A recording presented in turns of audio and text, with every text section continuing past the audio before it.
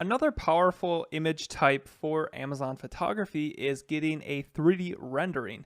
Now, this is going to be where instead of actually going and getting the product and having you take pictures of it, you get a 3D model of it. And then you could take unlimited angles, you can get all the lighting correct.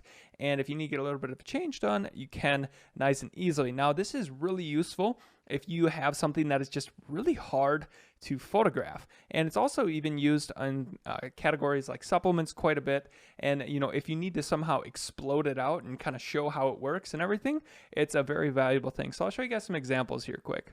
So if we take a look here, just going into the supplements, essentially this appears to be a 3D rendering here. You're just going to get the perfect lighting that you want. It's going to look nice and crisp, and it's quite often used in supplements because supplements is such a competitive industry. Now, not every product should be using a 3D rendering, but it's definitely useful to use.